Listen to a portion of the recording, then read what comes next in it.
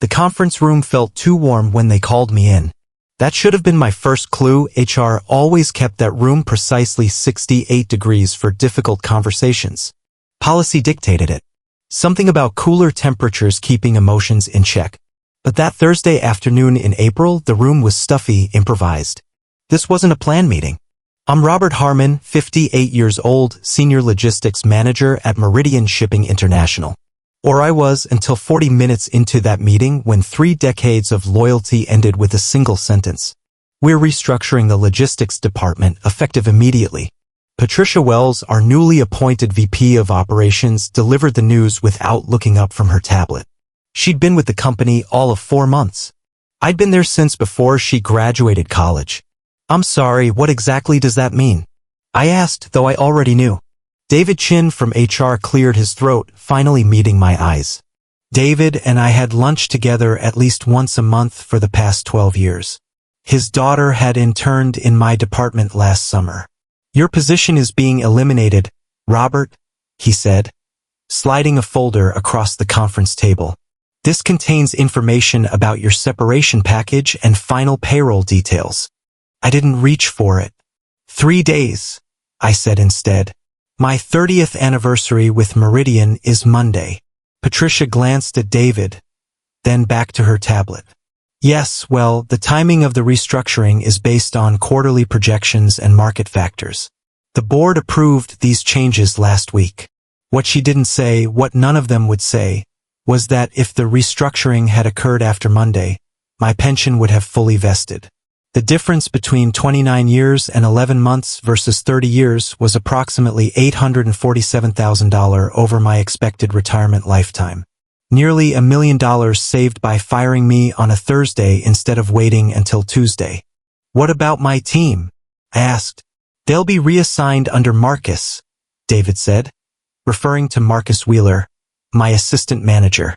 Marcus was 36, talented but impulsive. He'd been with the company for 7 years.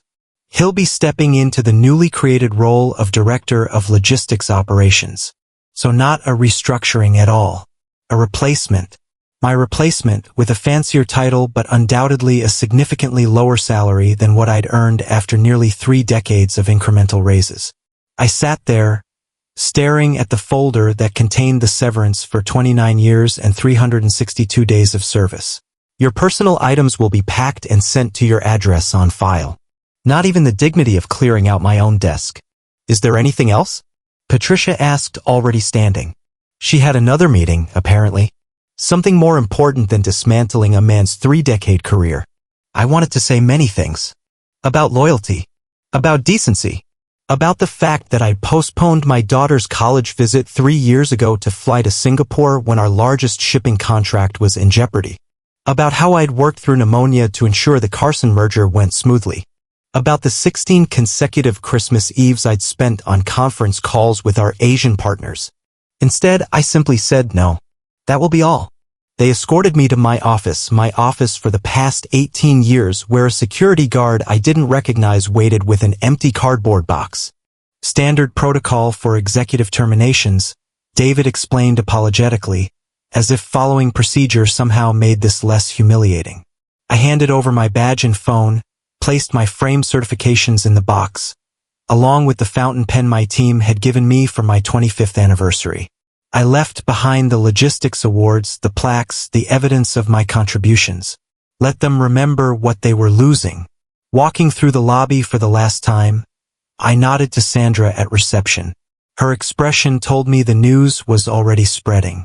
In the parking lot, I placed the cardboard box in my trunk, sat behind the wheel of my Volvo, and stared at the building where I'd spent more waking hours than in my own home. I didn't cry. I didn't scream. I just sat, hands gripping the steering wheel, wondering how I would tell my wife that the retirement we'd planned, the cabin in Vermont, the trips to see our daughter in California, the financial security we'd counted on, was now in jeopardy. All because of a calendar date and corporate greed. When I finally turned the key in the ignition, I made a decision.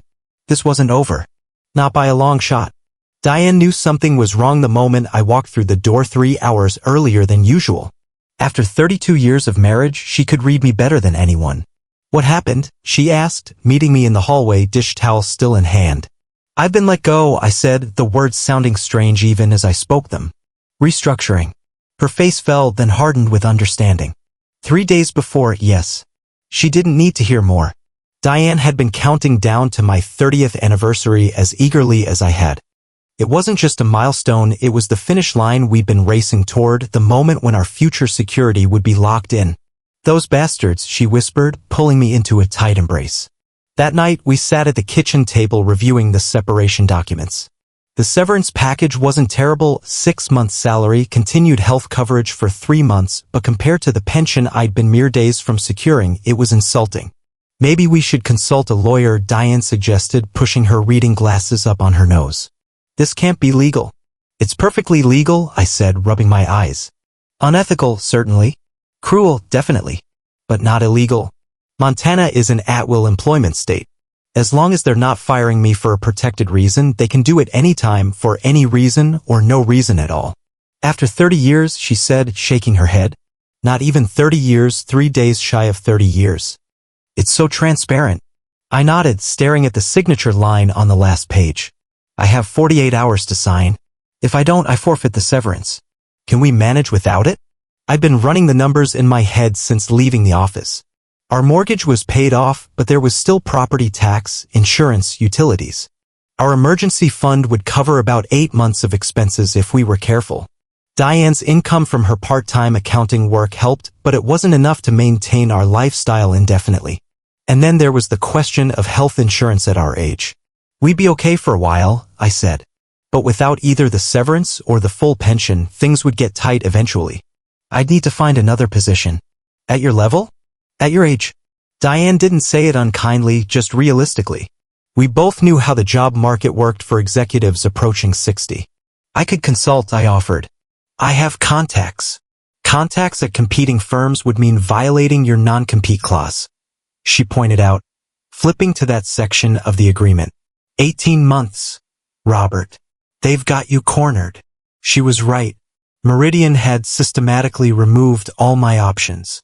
Take the insultingly small severance and walk away quietly, or fight and risk losing even that. There's something else, I said, reaching for my personal phone. I pulled up the email I'd forwarded to myself 2 months earlier and handed it to Diane. She read it, her eyebrows rising. The Meyer acquisition? I thought that fell through. Officially, yes, but this email suggests otherwise. Notice who it's copied to. Diane scrolled down to the recipient list. Patricia W. at goldencrestcapital.com. Wait, isn't Patricia my now former boss? Yes, but this email was from 2 months ago, when she was still working at Golden Crest Capital. They're the private equity firm that's been trying to acquire Meyer Logistics for years. And Meyer is Meridian's biggest competitor, Diane said, understanding dawning. So Patricia came to Meridian from a PE firm that wants to acquire your main competitor. And 2 months later, she fires the person who knows the most about the competitive landscape between the two companies? 3 days before his pension vests, I added. Convenient timing. Diane set the phone down. That's a conflict of interest. It has to be. Maybe. I wasn't sure it was that simple. But proving it would be difficult. And the separation agreement includes a comprehensive confidentiality clause and non-disparagement provision. So they want to pay you a fraction of what you're owed, prevent you from working elsewhere, and silence you about anything you know? Diane's voice rose with each word. That's not a separation agreement. That's a gag order with a bribe attached. She was right again. I'd built Meridian's logistics division from a regional operation into a global powerhouse. I designed systems and relationships that generated hundreds of millions in revenue. And now I was being discarded, muzzled, and shortchanged all at once. I need to make a call, I said suddenly. Diane looked at me curiously. To whom? It's almost 9. Someone who might actually be able to help. Alan Fisher picked up on the second ring despite the hour. Robert? This is unexpected. Everything all right? Alan had been Meridian's general counsel for 20 years before retiring 3 years ago. We weren't close friends exactly, but we'd worked together on enough crisis situations to develop mutual respect. More importantly, he'd been the architect of many of Meridian's employment and corporate governance policies, including the very pension plan I'd been 3 days away from fully vesting in. Not exactly, I said. I was wondering if I could buy you a cup of coffee tomorrow morning. There's a situation I could use your perspective on. There was a brief pause. This wouldn't have anything to do with your abrupt departure from Meridian today, would it? News traveled fast. You heard. I still know people there. Word gets around when someone of your tenure exits suddenly. Starbucks on Elmwood, 8 a.m. I'll be there. After hanging up, I noticed Diane watching me. Alan Fisher? I nodded. He knows the company, the policies, the board. If there's any angle I'm missing, he'll see it. And if there isn't, I looked at the separation papers spread across our kitchen table. Then I'll have 24 hours left to decide whether to sign away 30 years of my life for a pittance. Alan Fisher looked exactly as I remembered him. Silver hair immaculately styled, navy blazer over a crisp white shirt, no tie. He'd always been the most approachable executive in the C-suite, despite being the one who could technically cause the most trouble. So, he said after we'd exchanged brief pleasantries and gotten our coffees 3 days before your 30th. That's not subtle. No, I agreed. It's not. And you're wondering if there's legal recourse. I'm wondering if I have any leverage at all. The severance is insultingly small compared to what I've lost, but if I don't sign, I get nothing. Meanwhile, I can't work in my field for 18 months due to the non-compete. Alan took a sip of his Americano, considering. Who made the decision? Bradley? Patricia Wells. New VP of Operations. His eyebrows rose slightly. Brought in from where? Golden Crest Capital. Alan set his cup down slowly. The same Golden Crest that's been circling Meyer Logistics for an acquisition? The very same, I confirmed. And I have an email showing she was involved in acquisition discussions while still at Golden Crest 2 months before she fired me. Interesting. Alan's tone was measured, but I could see his legal mind working through the implications. And you believe there's a connection between her previous role, your firing, and the Meyer situation? I do. I've been the primary obstacle to Meyer gaining market share in 3 key regions. My team designed the logistics network that undercuts their pricing model consistently. With me gone and my team disrupted, Meyer becomes a more valuable acquisition target, Alan finished. And if Golden Crest still has an interest in acquiring them, Patricia benefits from her old employer making a successful acquisition. Alan leaned back in his chair. That would constitute a significant conflict of interest. Did you disclose this to HR? They didn't give me a chance. The meeting lasted less than 20 minutes. Besides, they're asking me to sign confidentiality and non-disparagement agreements that would prevent me from raising these concerns anyway. May I see the separation agreement? I handed him the folder. Alan spent several minutes reading, occasionally making small noises of interest or disapproval. Finally, he looked up. This is aggressive even by current standards. The confidentiality provisions are particularly broad. They're not just asking you to keep company secrets, they're essentially preventing you from discussing potential corporate malfeasance. Is that enforceable? Not entirely, no. There are whistleblower protections that supersede confidentiality agreements, especially when it comes to reporting potential securities violations or corporate fraud. I leaned forward. Are we talking about fraud here? Alan chose his words carefully. What we're talking about is a potential conflict of interest that may have influenced business decisions to the detriment of Meridian shareholders and in favor of a competitor or its potential acquirer. If Patricia maintained any financial interest in Golden Crest, stock options, deferred compensation, ongoing consulting arrangements, while making decisions at Meridian that benefited Golden Crest's acquisition strategy, that could potentially constitute a breach of fiduciary duty. And firing me 3 days before my pension vested could be interpreted as both age discrimination and an attempt to defraud you of earned benefits, particularly if it can be shown the timing was deliberately chosen to deprive you of your pension rather than based on legitimate business needs. For the first time since being called into that warm conference room, I felt a flicker of hope. So I do have options. You have leverage, Alan corrected. which is not the same thing as a guaranteed win in court. Litigation would be expensive, lengthy, and personally draining. But they know that too, which is why they're pushing for a quick signature on these papers. So what do I do? Alan slid the folder back to me. You make a call. To whom? Elizabeth Winters. The name was familiar, but I couldn't immediately place it. Should I know her? She's the new chairperson of Meridian's board. Took over last quarter. Former federal prosecutor with a reputation for corporate governance. More importantly, she's not one of the old guard. She was brought in specifically to clean up Meridian's image after that safety scandal last year. I remembered now. Meridian had faced significant backlash after allegations of cutting corners on equipment maintenance had led to a warehouse accident. Nobody had been seriously injured, but the potential had been there. The board had subsequently restructured, bringing in new members with stronger safety and ethics backgrounds. You think she'd care about my situation?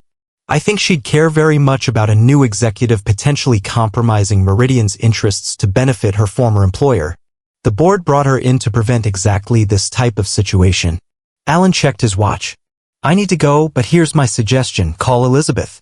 Don't threaten, don't demand. Simply request a brief meeting to discuss concerns about potential conflicts of interest affecting shareholder value. Use those exact words. And if she refuses? Then you can consider other options, including legal action or even contacting the SEC. But start with Elizabeth. Board members typically take conflicts of interest very seriously. Their own liability is at stake. As we stood to leave, Alan placed a hand on my shoulder. One more thing, Robert. Don't sign anything yet. You have at least 24 hours. Use them wisely. Getting Elizabeth Winters' contact information wasn't difficult. Meridian's investor relations website listed board member profiles, and hers included an email address for governance matters. I crafted a careful message, following Alan's advice to the letter. Dear Ms. Winters, my name is Robert Harmon. Until yesterday, I was the senior logistics manager at Meridian, where I've worked for nearly 30 years. I'm writing to request a brief meeting to discuss concerns about potential conflicts of interest affecting shareholder value at Meridian. These concerns relate to recent executive decisions and their relationship to competitor acquisition activities. As a long-term employee committed to Meridian's success, I believe this matter requires board-level attention. I can make myself available at your convenience. Respectfully, Robert Harmon. I sent the email at 10:42 a.m. At 11:17, my phone rang, an unknown number. Robert Harmon speaking. Mr. Harmon, this is Elizabeth Winters. Her voice was crisp, direct. I received your email. I have 30 minutes at 2 p.m. today. Would that work for you? I hadn't expected such a quick response. Yes, absolutely. Good. My office is at Preston and Winters downtown. I assume you know it. Preston and Winters was one of the city's most prestigious law firms. Apparently, Elizabeth maintained her legal practice alongside her board duties. I do. I'll let security know to expect you. 14th floor. She paused. And Mr. Harmon? Please bring any documentation relevant to your concerns. The call ended as abruptly as it had begun. I sat at our kitchen table, staring at my phone.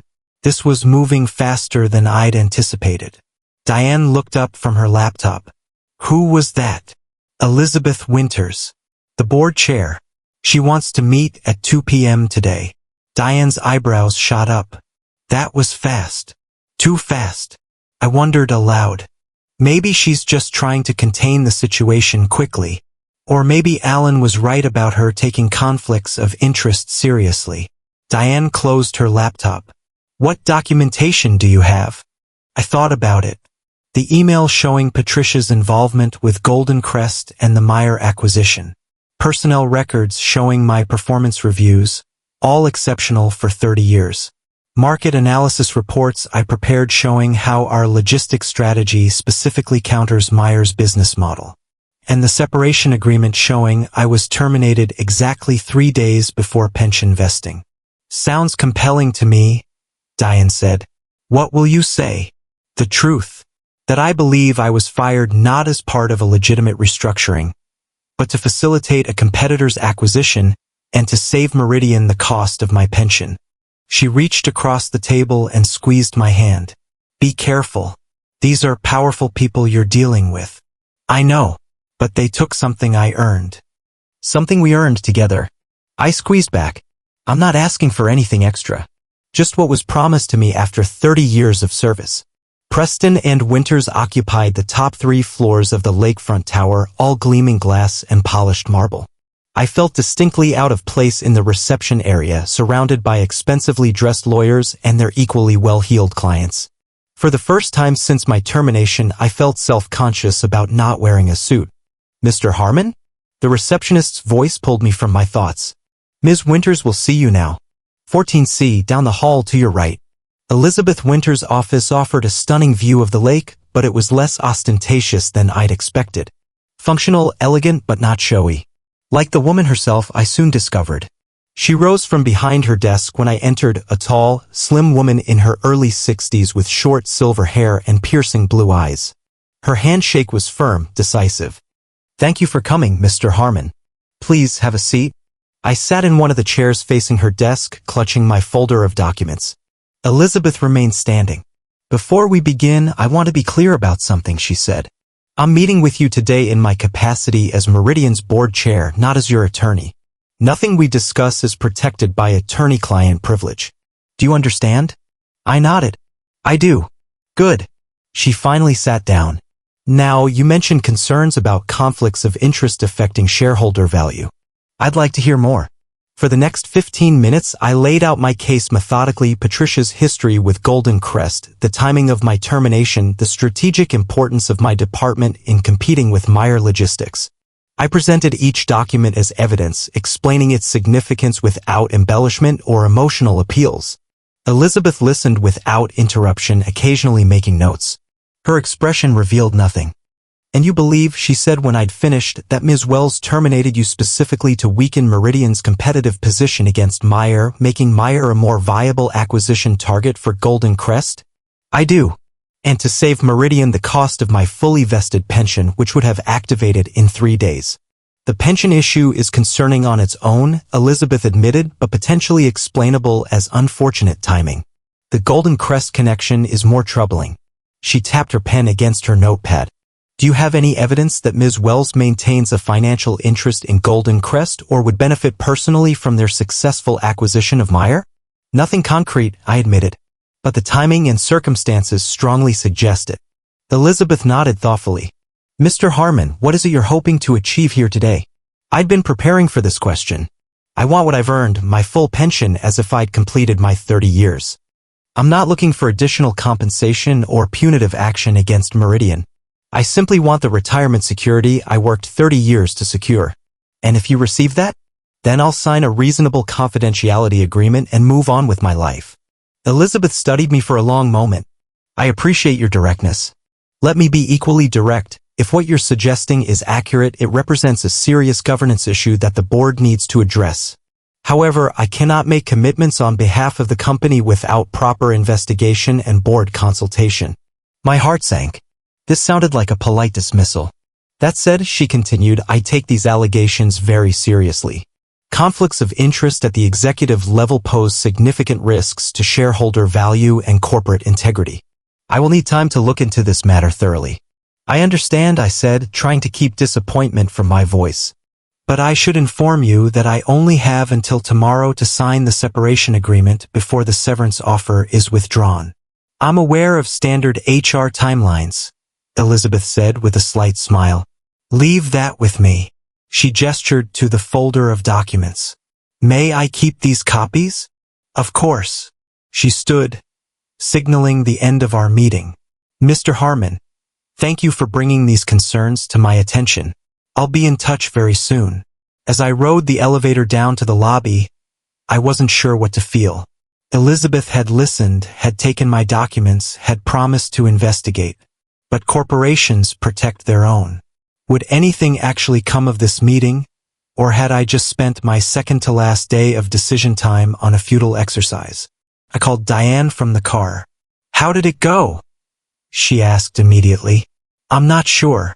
She listened. She seemed concerned. But she didn't commit to anything. What now? I checked the time, 3:15 p.m. Now we wait. And if I don't hear anything by tomorrow morning, I call Alan back to discuss next steps. I didn't have to wait that long. At 7:42 p.m., as Diane and I were finishing dinner, my phone rang. The same unknown number from earlier. Mr. Harmon? Elizabeth Winters. I hope I'm not interrupting your evening. Not at all, I said, signaling to Diane who was calling. I've been looking into the matters we discussed this afternoon. I'd like to meet again, first thing tomorrow. Is 8 a.m. workable? Yes, definitely. Good. And Mr. Harmon? Please bring the unsigned separation agreement with you. The call ended before I could ask any questions. What was that about? Diane asked. I'm meeting with her again tomorrow morning. She asked me to bring the unsigned separation agreement. Diane's eyes widened. That sounds promising. Maybe, I said, not wanting to get my hopes up. Or maybe she just wants to make sure I understand what I'm giving up by not signing. Either way, Diane said, we'll have an answer before the deadline. Try to get some sleep tonight. Sleep proved elusive. I spent hours staring at the ceiling, running through scenarios in my mind. Best case, full pension restoration. Worst case, nothing at all, not even the severance. By the time my alarm went off at 6 a.m., I'd slept perhaps 3 hours total. I arrived at Preston and Winters 15 minutes early, the unsigned separation agreement in a fresh folder on my lap. Whatever happened today would determine the course of our financial future. I tried to prepare myself for disappointment. This time, Elizabeth wasn't alone. When I entered her office, 3 people were waiting: Elizabeth, a man I didn't recognize, and David Chin from HR. Mr. Harmon, thank you for coming, Elizabeth said, gesturing to a chair. This is Walter Griffith, Meridian's current general counsel. Walter nodded politely but didn't offer to shake hands. And you know David? Of course, Elizabeth continued. David looked uncomfortable, avoiding my gaze. This didn't bode well. After our conversation yesterday, Elizabeth said, taking her seat, I initiated a preliminary review of the circumstances surrounding your termination. What I found was concerning. She turned to Walter. Would you like to explain this situation to Mr. Harmon? Walter cleared his throat. Upon Ms. Winters' request, I examined Ms. Wells' employment agreement and onboarding documentation. It appears that she failed to disclose certain ongoing financial interests with her previous employer. Specifically, she retained significant unvested equity that would mature upon certain performance triggers, including successful acquisition deals initiated during her tenure there. My heart began to race. This was more than I'd expected. Additionally, Walter continued, a review of internal communications revealed discussions between Ms. Wells and Golden Crest executives that should have been disclosed to the board under our conflict of interest policies. In simple terms, Elizabeth interjected, Ms. Wells maintained a financial interest in Golden Crest's successful acquisition of Meyer Logistics while simultaneously making decisions at Meridian that could facilitate that acquisition, including restructuring our logistics department. And firing me, I added. Yes, Elizabeth agreed. The timing of your termination, 3 days before pension vesting, further suggests improper motivation. David finally spoke up. Robert, I want you to know I had no idea about any of this. The termination directive came directly from Patricia with executive approval. I was just following protocol I finished for him. I understand. Elizabeth opened a folder on her desk. Mr. Harmon, in light of these findings, Meridian would like to offer you an alternative to the separation agreement you received. She slid a document across to me. I picked it up with slightly trembling hands. It was a revised agreement with several key differences. First, it acknowledged my full 30 years of service, backdating my termination to Tuesday after my pension vesting date. Second, it contained no non-compete clause. Third, the severance was increased to 12 months' salary rather than 6. Your pension will vest at the full 30-year rate, Elizabeth explained. The paperwork will reflect a voluntary retirement rather than a termination. And as you can see, we've removed the non-compete restrictions, though standard confidentiality regarding proprietary information still applies. I stared at the document, almost unable to believe what I was reading. Why are you doing this? Because it's the right thing to do, Elizabeth said simply. And because the alternative would be potentially messy for everyone involved. Conflicts of interest at this level could trigger regulatory scrutiny, shareholder lawsuits, and significant reputational damage. Meridian has already faced enough challenges in that department. Walter nodded in agreement. The board's primary responsibility is to protect shareholder value. Allowing Ms. Wells' apparent conflict to go unaddressed would violate that responsibility. And Ms. Wells? I asked. What happens to her? Elizabeth and Walter exchanged glances. That's a separate matter, Elizabeth said carefully. But I can tell you that the board is meeting this afternoon to discuss executive leadership. She was being fired. I felt no satisfaction in that knowledge, just a sense that balance was being restored. There is one additional provision, Elizabeth added, pointing to a paragraph on the last page. We ask that you maintain confidentiality regarding the specific circumstances of Ms. Wells' conflict of interest and any related matters. This is not to cover up wrongdoing, but to allow the board to address the situation appropriately without external pressure. In other words, they were handling it internally and didn't want me talking to regulators or the press. It seemed a reasonable exchange for what I was getting. I'll need some time to review this with my wife, I said. Of course, Elizabeth replied, though I will need your decision by noon. I nodded, gathering the documents. As I stood to leave, Elizabeth remained seated. Mr. Harmon, she said, 30 years of service deserves better than what you experienced. On behalf of the board, I apologize for how this situation was handled. It wasn't a personal apology. Elizabeth hadn't been involved in my termination, but it felt significant nonetheless. An acknowledgement that what had happened was wrong. Thank you, I said simply and left. Diane was waiting at a coffee shop 2 blocks away. When I slid into the booth across from her, she searched my face anxiously. Well, what happened? Wordlessly, I handed her the revised agreement.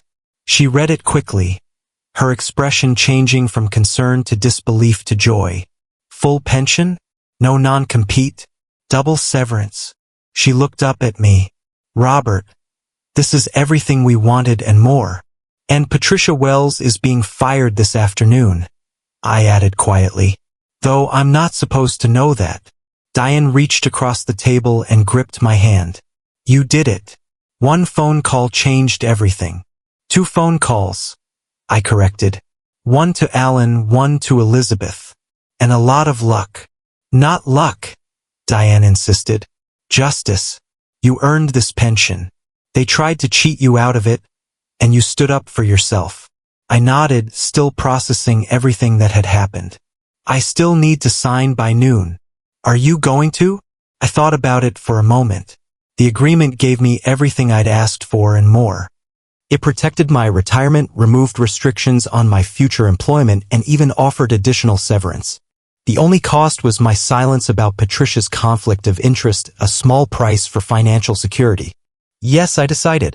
I'm going to sign. And I did at 11:37 a.m. in Elizabeth Winter's office. As she accepted the signed document, she offered her hand. Congratulations on your retirement, Mr. Harmon. 30 years is quite an achievement. Thank you, I said, shaking her hand. Though it's not how I imagined my career at Meridian would end. Endings rarely are what we expect, she replied. It's what comes after that matters. 3 months later, Diane and I closed on the cabin in Vermont we'd been dreaming about for years. My pension checks arrived reliably each month, the full amount reflecting my 30 years of service. I'd begun consulting with smaller logistics firms, sharing my expertise without violating any confidentiality obligations to Meridian. I later learned through former colleagues that Patricia Wells had indeed been terminated the same day I signed my revised agreement.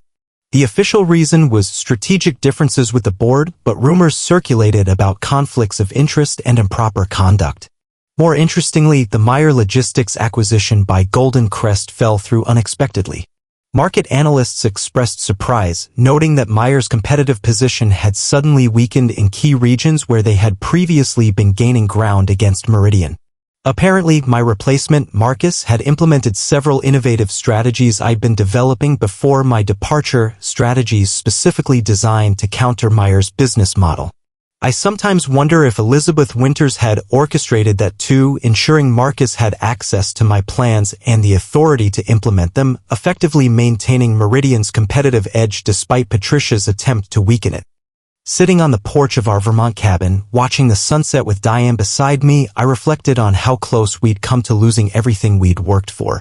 3 days had nearly cost us our future security. But one phone call, the right phone call, to the right person had changed everything. Sometimes corporate America works exactly as you fear it might, coldly, calculatingly, with little regard for loyalty or human cost. But sometimes, if you know where to look and whom to call, you can find people of principle even in the largest organizations. People who understand that doing the right thing isn't just ethically correct, it's good business. I raised my glass to the setting sun, thankful that I'd found such a person when I needed them most.